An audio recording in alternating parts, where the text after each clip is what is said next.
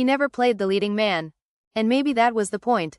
Nicky Katt, the scene-stealing character actor known for slipping into roles with razor-sharp intensity, has passed away at the age of 54. His death was confirmed by his attorney, John Sloss, though further details remain under wraps. But let's be honest, Katt was never about headlines or front pages. He was the guy who lit up the frame without demanding the spotlight. And that, in a world of egos and flashbulbs, made him unforgettable. Born on May 11, 1970, in South Dakota, Katt jumped into acting before most kids even knew how to ride a bike. His first TV gig? A 1980 episode of Fantasy Island. Ring a bell? It should. That show was a cultural moment. But Katt was just getting started. Throughout the 80s, he popped up in just about every show worth remembering, from Chips to Quincy, M.E., and even The Facts of Life. A working kid actor with real grit. No gimmicks, no stage parent drama, just solid, growing talent. But things really took a turn when Richard Linklater cast him in the now iconic coming-of-age flick Dazed and Confused. Ah yes, that film. You remember it, right? Matthew McConaughey, Ben Affleck, Renee Zellweger. That slow-burning, sun-drenched vibe of youth and rebellion. Katt played Clint Bruno, the hard-nosed high school bully you love to hate and kind of understand. That scene? The one where Clint gets into it with Mike Newhouse during a keg party. Pure electricity. Katt wasn't just acting, he was that guy. Frustrated, bristling with anger, teetering on the edge.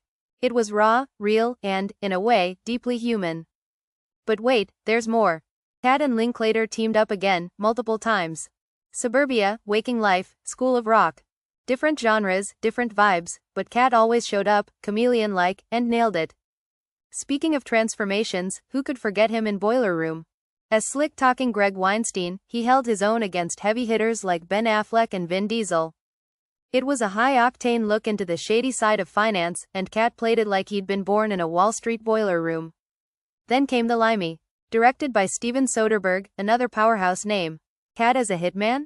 Yep. Quiet menace, cold eyes, and not a wasted word. He reunited with Soderbergh again in Full Frontal and Behind the Candelabra. Small roles, sure, but never forgettable. Now here's something that might surprise you. Christopher Nolan cast him twice.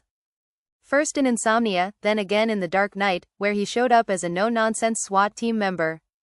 Think about that. Nolan's known for precision. For control. And he trusted Katt to bring his trademark intensity to the screen. That says a lot. And television? Oh, he ruled there too.